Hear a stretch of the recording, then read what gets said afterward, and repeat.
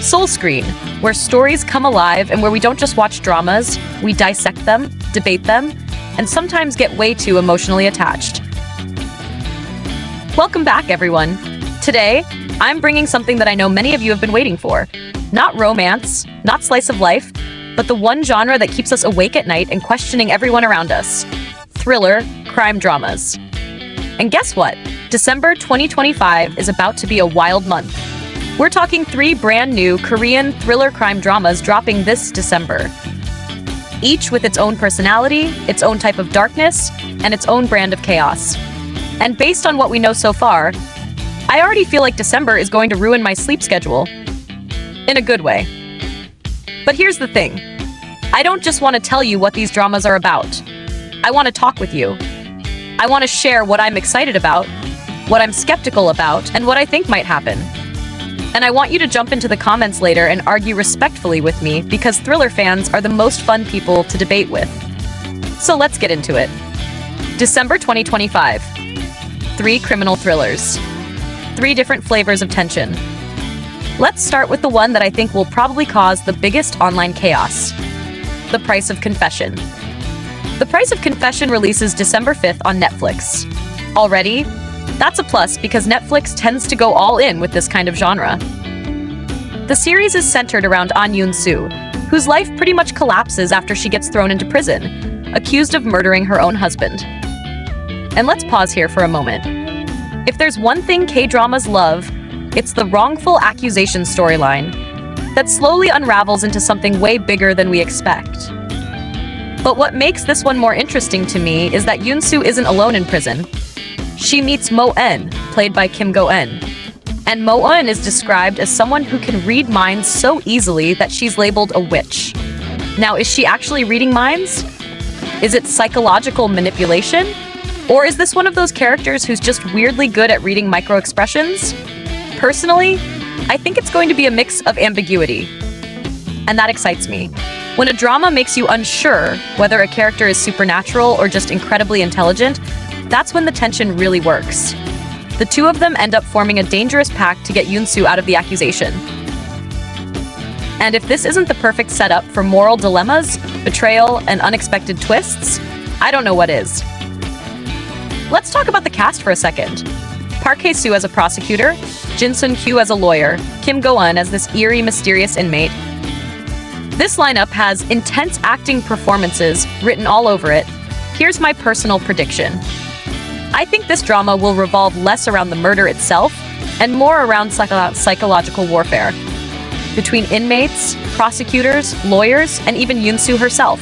The producers said it's filled with plot twists about what really happened to Hyun husband, and if the murder mystery is the main dish, these characters are the spices that make it unforgettable. I'm calling it now. Kim Go-eun's character will be the fan favorite and the most controversial. Some people will defend her, some people will say she's manipulating everything. And by episode 8 or 10, we're all going to scream because something insane will happen. What do you think? Do you trust Mo-in already? Or do you think she'll be the mastermind behind everything? Let me know, because I already feel like she's going to be the center of every comment section. Alright, let's move on to the second drama, Villains. Villains is finally releasing December 18 on TVING after being postponed. And honestly, the delay actually made me more curious. Sometimes when a show gets delayed, it's because they're fixing something big. Sometimes it's because they're adding something amazing. Sometimes it's because production chaos happened, but hey, we don't talk about that. Villains is about criminals fighting over extremely high-quality counterfeit money. And already, that's an interesting plot because most K-dramas about crime focus on murder, corruption, kidnapping, or organized crime. But this one? This is a war between villains. The drama centers on Jae, played by Yoo Ji-tae. And if you know Yoo Ji-tae's acting, you know he does morally gray characters extremely well. Jae is a sociopathic criminal mastermind who considers all of his crimes his masterpieces. And I love how that's written. Because when a villain believes he's an artist, you know he's dangerous. He has a 100% success rate for all his crimes.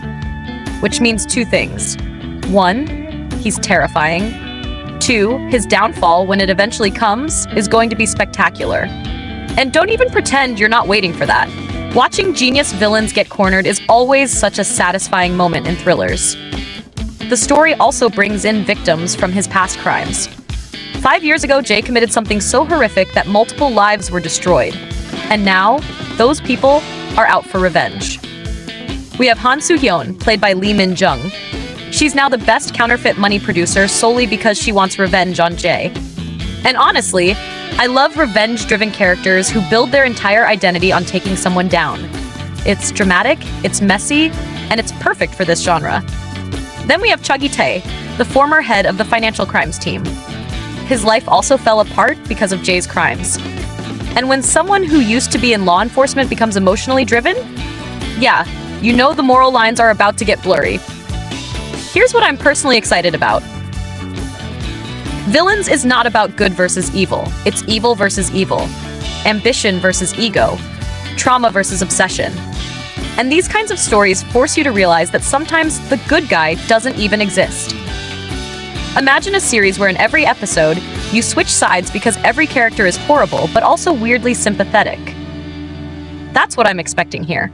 My question to you is, do you prefer thrillers with traditional heroes, or do you enjoy watching villains fight each other with no moral compass in sight? I know some people love morally gray stories because they reflect real life, while others prefer clear justice. Let me know which side you're on. Now let's talk about the final December release. Made in Korea. This one has political elements, double lives, corruption, power struggles, and crime. Basically, this is for everyone who loves complex storytelling. It stars Hyun as Baek Ki-tae, an ambitious KCIA agent who lives a double life. During the day, he's a department head. During the night, he's a smuggler. And I have to pause here, because Hyun playing a morally corrupted, power-hungry character, that's something I want to witness. We usually see him as either romantic leads or heroic figures, so this darker role might be a refreshing shift. Baek Ki-tae cares about money and power above everything. He'll do literally anything to climb higher, including committing crimes for personal gain. And here's what makes him interesting. He's not doing crimes because he's desperate. He's doing them because he wants more. That ambition, borderline greed, is going to make him one of the most memorable anti-heroes of the year. But then comes Jong Gun-young, played by Jung Woo-sung. He's a prosecutor known for his sharp instincts and unstoppable drive. When he discovers Ki-tae's criminal activities, he becomes determined to bring him down. This show is going to be a psychological cat-and-mouse chase. And I love that it will be split into 2 seasons, which means the story won't feel rushed. They'll take their time building tension, political intrigue, and moral consequences. Personally, I think this drama will make us question what justice means in a corrupted system. Does justice still matter when everyone in power is bending the rules? And when the hero is also flawed, who do we root for? That question alone is enough to spark endless debate. And that's exactly why I think Made in Korea will become one of those shows where viewers fight in the comments about who's right and who's wrong. And honestly, I live for that. Now looking at these 3 dramas, The Price of Confession, Villains, and Made in Korea, December 2025 is shaping up to be a full buffet of thriller crime stories. Murder mysteries, psychological manipulation, mastermind criminals, political corruption, everything is on the table. Here's my personal ranking of which one I'm most hyped about, but feel free to disagree with me loudly in the comments. At number 1, The Price of Confession. I love character-driven mysteries, and this one feels like it will emotionally destroy us and then resurrect us. Number 2, Made in Korea. Hyun and Jung Woo-sung in a political crime thriller? That alone is enough to get me to watch. And number 3, Villains. Not because it's bad, but because I'm curious whether the storytelling will fully commit to the moral chaos.